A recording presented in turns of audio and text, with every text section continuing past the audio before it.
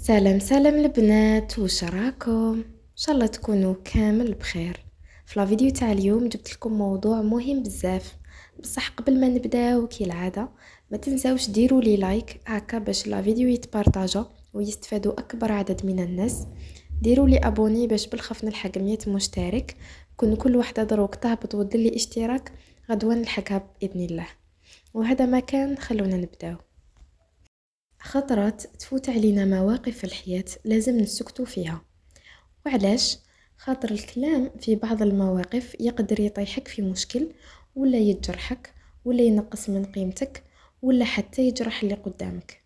في هذا الموضوع راني حنشارك معكم الخلاصة، ونحكي على أهم المواقف اللي السكوت فيها راح يكون أفضل.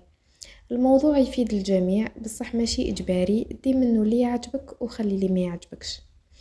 السكوت مهارة كبيرة، اللي تتعلمها وتتحكم فيها راح تعطيها هيبة عجيبة، وتخلي كل كلمة تخرج منها محسوبة وعندها قيمة. السكوت يخلي الإنسان مؤثر ومحل الثقة ويعكس الرقي والاحترام. السؤال هو وقتاش نسكتو؟ راح نقولك 10 مواقف السكوت فيها هو الخيار الأفضل. فكري فيهم وطبقيهم على نفسك ولا على المواقف صارت لك ولا شفتيها، راح تلقاي باللي فعلا السكوت فيها كان هو الصح. أول حاجة، إذا كنتي مقلقة اسكتي. حطيها قاعدة: الكلام اللي يخرج منك وانتي مقلقة غالبا راك حتندمي عليه من بعد. نقولك وعلاش؟ خاطر وقت الغضب ما يكونش تحكم، المشاعر حتكون مخلطة والعقل ما يكونش يخدم مليح وراكي حتهضري بلا تفكير. دايما عاودي روحك كي تتقلقي اسكتي شوية، غير تتكالمي ومن بعد احكي. كاين حوايج بسيطة راح تعاونك، مثلا انك تعدي حتى 10 في بالك، ولا تتنفسي ببطء، ولا استغفري، ولا بدلي البلاصة اللي تكوني قاعدة فيها وخرجي من الشومبرة، ولا بدلي الوضعية تاعك. والوضوء راح يكون حل ممتاز ويعاون بزاف على الهدوء. كي تقدري تتحكمي في روحك وقت الغضب، عارفي بلي تقدري تتحكمي في بزاف حوايج في حياتك. قال الرسول صلى الله عليه وسلم: ليس الشديد بالسرعة، إنما الشديد الذي يملك نفسه عند الغضب. حاولي تخلي التحكم في النفس عادة وتعلمي صفة الحلم. وقال صلى الله عليه وسلم: إنما العلم بالتعلم وإنما الحلم بالتحلم. يعني بالممارسة، وبالممارسة راكي حتولي قوية. الحاجة الثانية، إذا كان عندك راي وما طلبوهش منك اسكتي. كاين بنات يعطيو رايهم في كلش ويدخلوا رواحهم في كلش، اللي تقولك قرايتك ماهيش قراية، وخدمتك عيانة ما بدليها، ولا دارك صغيرة وش عجبك فيها. لا لا، ديريها قاعدة: إذا ما قالوا لكش بصراحة وش رايك ما تهدريش.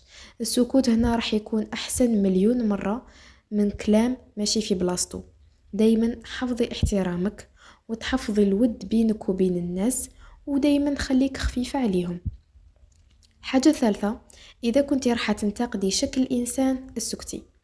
أسوأ حاجة يديرها الواحد هي انتقاد شكل تاع الناس. راكي ضعيفة بزاف، قصي شعرك، بدلي شكلك، طولك راكي قصيرة بزاف ولا طويلة بزاف. لا لا، ما عند حتى واحد الحق انه ينتقد شكل انسان، واصلا حرام.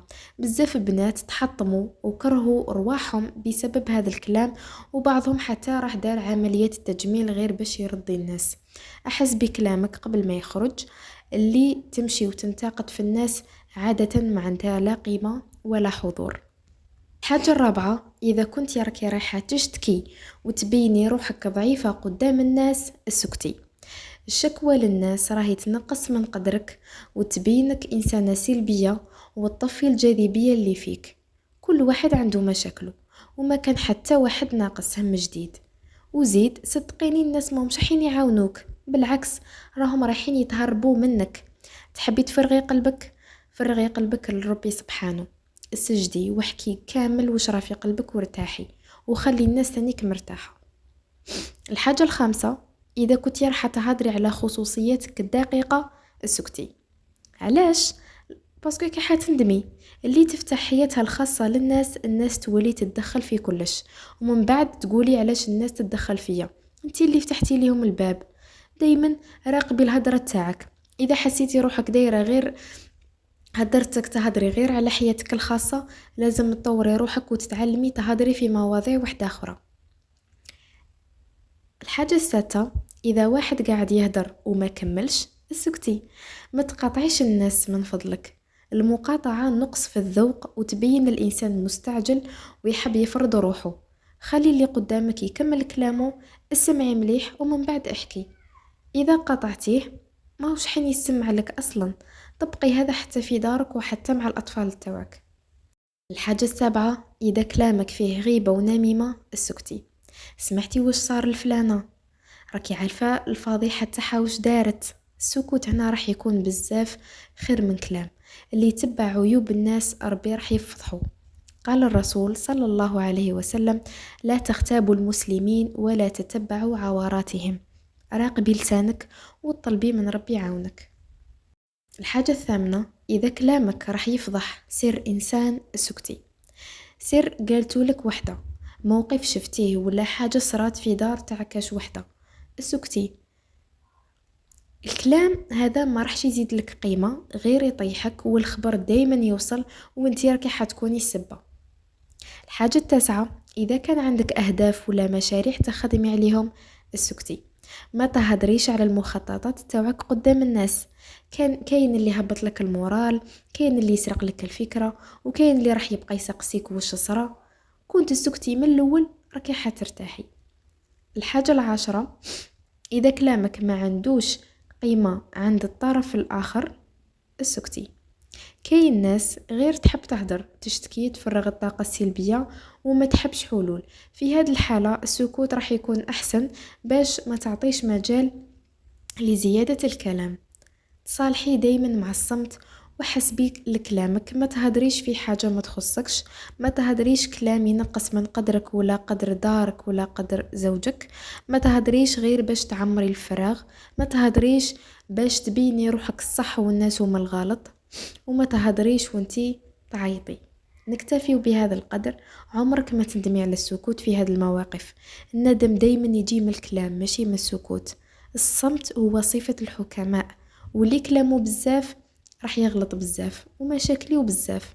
تعلمي فن الصمت، كلامك يولي عنده قيمة ومعنى وتأثير، وتولي عندك هيبة واحترام عند الناس وعند نفسك ثاني. ودايما قولي اللهم احفظ لساني عن الناس واجعلني من الذاكرين. هذا كان لا فيديو تاع اليوم. اذا عجبكم واستفدتوا يالو كان غير شويه، ما تنساونيش ديروا لي جيم هكا باش تطلع شويه القناه، ديروا لي ابوني، وهذا ما كان. تلاقاو في فيديو جديد ان شاء الله. تبقاو على خير.